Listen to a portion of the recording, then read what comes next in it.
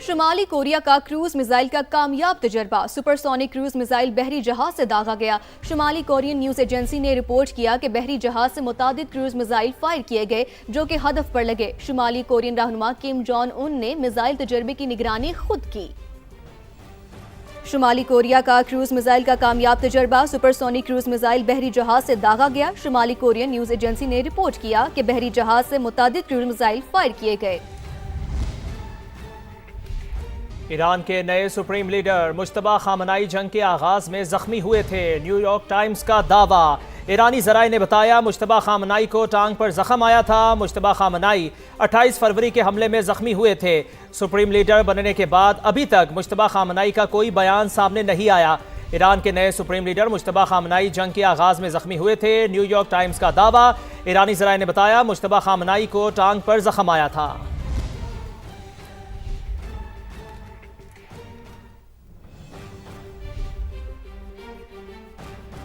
अहम खबर आपको दें, अमेरिका का इसराइल से ईरानी तेल के ज़खायर पर हमला ना करने का मुतालबा। इसराइल के आर्मी चीफ को बाकायदा तौर पर आगाह कर दिया गया है।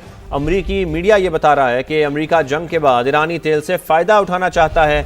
अमेरिका को खलीजी ममालिक में ईरान के जवाबी हमलों का भी खौफ है, तो अमेरिका ने इसराइल से ईरानी तेल के ज़खायर पर हमले ना करने का मुतालबा किया है। अमेरिकी मीडिया के मुताबिक इसराइल के आर्मी चीफ को बाकायदा तौर पर आगाह कर दिया गया है। अमेरिका जंग के बाद ईरानी तेल से फ़ायदा उठाना चाहता है। अमेरिका को खलीजी ममालिक में ईरान के जवाबी हमलों का भी खौफ है। ईरान और लेबनान के खिलाफ इसराइल के सफाकाना हमले जारी हैं। तेहरान के मेहराबाद एयरपोर्ट पर इसराइली फौज ने मिसाइल दाग दिए। हमले के बाद एयरपोर्ट के करीब शोले बुलंद होते रहे। बैरूत में रहायशी इमारत पर बमबारी की गई। कसीरुल मंजिला इमारत में आग भड़क उठी। जनूबी लेबनान में एक बार फिर वाइट फास्फोरस इस्तेमाल किया गया। दूसरी जानब मुत्तहिदा अरब अमारात के साहिल के करीब बहरी जहाज पर हमला किया गया। बरतानवी मैरिटाइम एजेंसी के मुताबिक वाक़या रास अल खैमा के करीब पेश आया, जहाँ एक कंटेनर शिप पर प्रोजेक्टाइल गिर गया। पासदारान इनकलाब ने कुवैत में अमरीकी बेस पर 2 मिसाइल और मुतादिद ड्रोन दाग दिए। डोनाल्ड ट्रंप हमारी अफवाज और शहरियों को खतरे में डाल रहे हैं। सेनेटर चक शूमर ने ऐसा कहा है। सदर ट्रंप की नाअहली खतरनाक और तबाहकुन साबित हो रही है। उन्होंने मजीद कहा कि पीट हेग्जिट ने एक माह में $93 अरब खर्च कर दिए हैं। सेनेटर्स को दी गई ब्रीफिंग से सेनेटर्स खुश नहीं दिखाई दिए। चक शूमर ने कहा कि डोनाल्ड ट्रंप हमारी अफवाज और शहरियों को खतरे में डाल रहे हैं। मजीद कहा कि सदर ट्रंप की नाअहली खतरनाक और तबाहकुन साबित हो रही है। पीट हेग्जिट ने एक माह में $93 अरब खर्च कर दिए।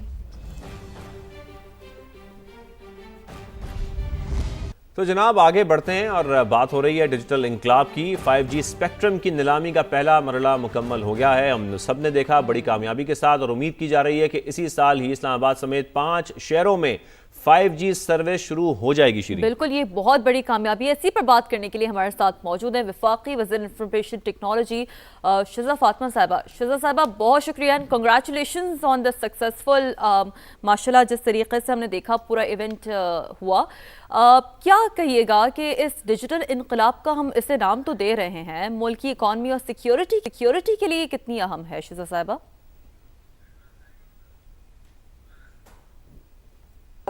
बिस्मिल्लाहिर्रहमानिर्रहीम, बहुत मेहरबानी। हमारे जो टारगेट्स हैं इकोनॉमिक ग्रोथ के और नेशनल सिक्योरिटी के, ये दोनों टारगेट्स के लिए बहुत इसेंशियल था कि ये स्पेक्ट्रम ऑक्शन बेहतरीन तरीके से और सक्सेसफुली होता।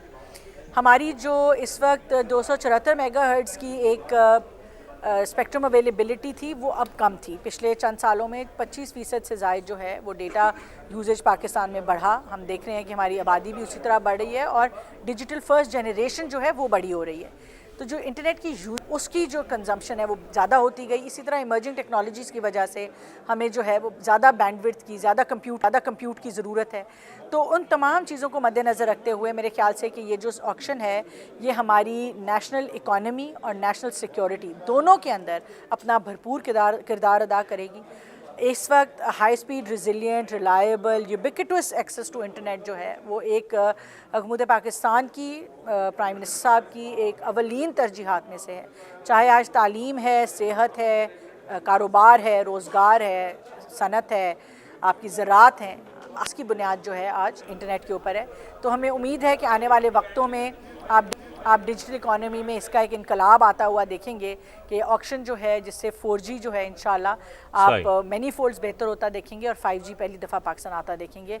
उससे ये शहज़ाद साहिबा, पाकिस्तान में इंटरनेट स्लो होने के बहुत ज़्यादा लोग शिकायत भी करते हैं और अब ये एक्सपेक्ट हम कर रहे हैं कि 5G के आने से इंटरनेट की जो रफ्तार है वो तेज़ हो जाएगी। ये तो हमें समझ आता है, लेकिन ज़रा ये भी समझाएगा कि मईशत पर इसका मुस्बत असर किस तरीके से पड़ेगा?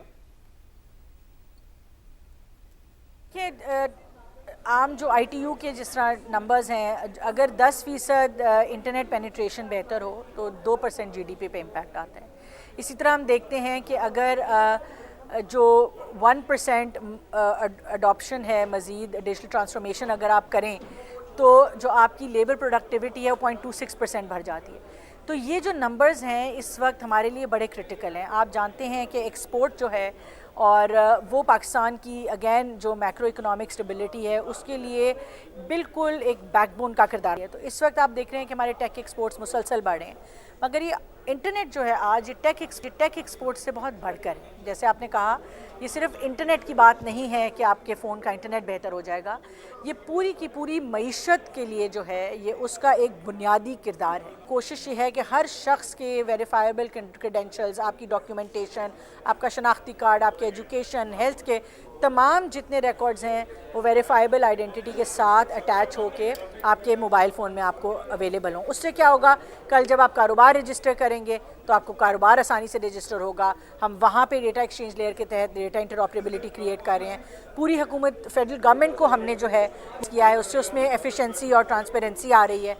तो इन तमाम चीज़ों की जो बुनियाद है वो इंटरनेट है और access to high speed internet जो है वो आप इंशाल्लाह देखेंगे कि आने वाले वक्तों में हर शोबे में बेहतरी लाएगा, हमारी पर कैपिटा प्रोडक्टिविटी को बेहतर करेगा और उससे हमें पूरी दुनिया में जो हमारी इकोनॉमिक कम्पिटिटिवनेस है उसको बरकरार रखने में मदद अच्छा शहज़ाद साहिबा, चूंकि आप ज़्यादा बेहतर जानती हैं पाकिस्तान में यूथ स्किल्स के बारे में, तो क्या आप समझती हैं कि हम ब्लॉकचेन और AI जैसी टेक्नोलॉजी की सनतों में तरक्की याफ्ता मुल्कों के शाना बशाना तो बहरहाल नहीं है, लेकिन कम अज़ कम उनके करीब आ सकेंगे?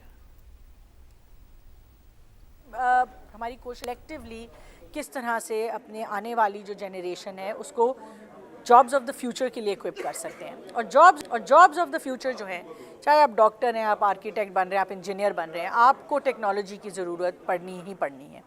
और उसके लिए ये बहुत ज़्यादा ज़रूरी है कि इंटरनेट की अवेलेबिलिटी जो है उसको इंश्योर किया जाए। और उसके लिए जो आपने बात की इमर्जिंग टेक्नोलॉजीज़ जैसे आ रही हैं, हर सतह पे हर चीज़ में आर्टिफिशियल इंटेलिजेंस यूज़ हो रही है, ब्लॉकचेन यूज़ हो रही है, ब्लॉकचेन प्रोसेसिंग की बात हो रही है। आपने देखा हमने डिजिटल एसेट्स की रेगुलेशंस लेके आए।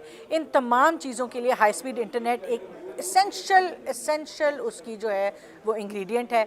आज जो है हमें बहुत सारी मुश्किलात का सामना है, मगर ये एक ऐसी रेवोल्यूशन है जहाँ पे हम डिजिटल एज से इंटेलिजेंट एज में दाखिल हो रहे हैं। आज हम सिर्फ डिजिटल ट्रांसफॉर्मेशन की बात नहीं कर रहे, आज हम उस पर आर्टिफिशियल इंटेलिजेंस डिप्लॉय करने की बात कर रहे हैं।